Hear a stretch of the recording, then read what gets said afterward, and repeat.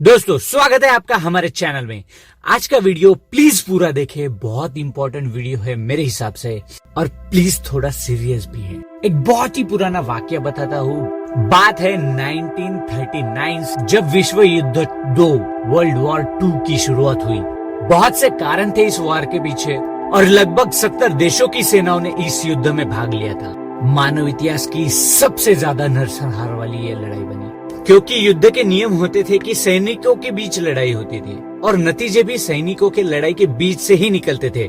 पर इस लड़ाई में सिविलियंस को भी शामिल कर लिया गया था। हवाई हमले भी हो रहे थे। इस युद्ध में लगभग 5 से 7 करोड़ जाने गई थी, जिसमें सैनिकों के साथ साथ आम नागरिक भी शामिल थे। ये इतिहास का सबसे घातक युद्ध साबित हुआ। लगभग 6 सालों तक ये युद्ध चला। लोगों के मौतों के साथ साथ इसका असर आम जनता पर बहुत पड़ा, क्योंकि इस युद्ध में लगभग 70 देशों के इंडस्ट्रियल एरियाज को अफेक्ट किया था। जापान, जर्मनी की इंडस्ट्रियल एरिया तो तकरीबन तबाह हो गए थे। सबसे बड़ी बात इस युद्ध की ये थी कि 6 अगस्त 1945 को यूएस ने जापान के हिरोशिमा पर न्यूक्लियर बॉम्ब गिराए। उस बम का नाम था लिटिल बॉय। और 3 दिन बाद ही 9 अगस्त 1945 और एक हमला हुआ नागासाकी पर, जो जापान का औद्योगिक नगर माना जाता था। भीमकाय बॉम्ब, जिसका नाम फैट बॉय था, उसे नागासाकी पर गिराया गया। दोस्तों, इस न्यूक्लियर हमले का परिणाम इतना घातक हुआ कि इसके बाद आज तक लगभग सारे देशों के पास इस न्यूक्लियर बॉम्ब को होते हुए भी इसको फिर से यूज नहीं किया गया और ना ही इसे फिर से यूज किया जाए। इस न्यूक्लियर हमले में हिरोशिमा में 1,86,661 और नागासाकी में 74,000 लोगों को ऑफिशियली डेड बताया गया। आज 75 सालों के बाद भी उस एरिया के लोगों में तरह तरह की बीमारियां पाई जाती हैं। इस वर्ल्ड वॉर 2 में जापान 6 सालों से युद्ध लड़ रहा था, मतलब बहुत नुकसान हो गया था।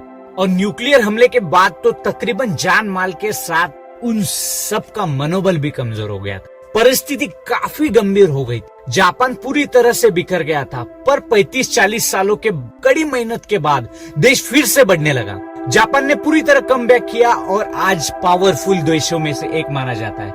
इस युद्ध के बाद अमेरिका और जापान के संबंध कभी सुधर नहीं पाए, पर WTO वर्ल्ड ट्रेड ऑर्गेनाइजेशन के तहत व्यापार को ऑफिशियली सबके लिए खोला गया। मतलब जापान अमेरिका में इंपोर्ट एक्सपोर्ट शुरू हो गया।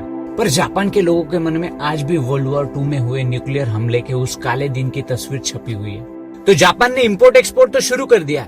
जापान का माल प्रोडक्ट्स अमेरिका में जाने लगे और जापान के लोगों का बहुत फायदा भी हुआ।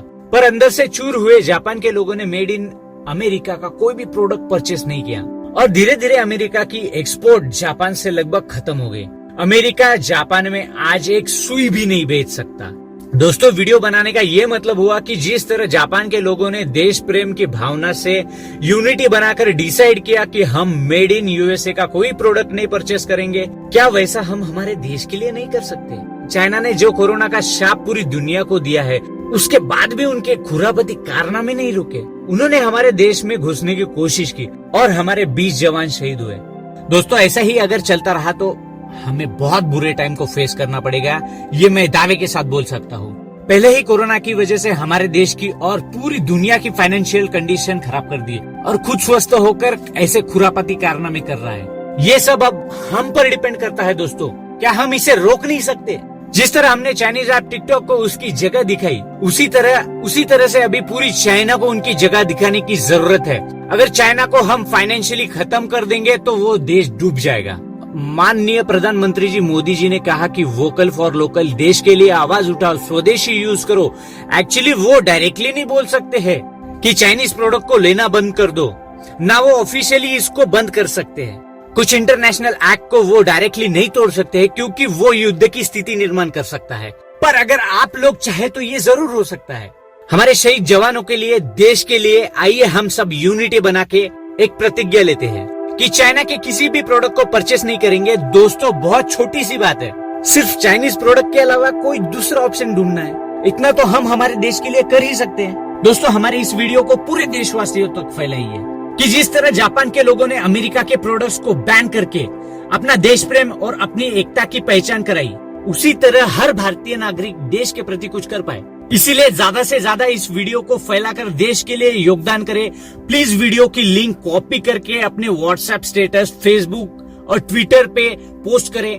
हमारे YouTube channel info to inspire को सब्सक्राइब करें और ऐसे ही एजुकेशनल, मोटिवेशनल और ट्रेंडिंग वीडियोस आप तक पहुंचते रहने के लिए हमारे साथ जुड़े रहे। तो चलते हैं दोस्तों, जय हिंद, जय भारत, धन्यवाद।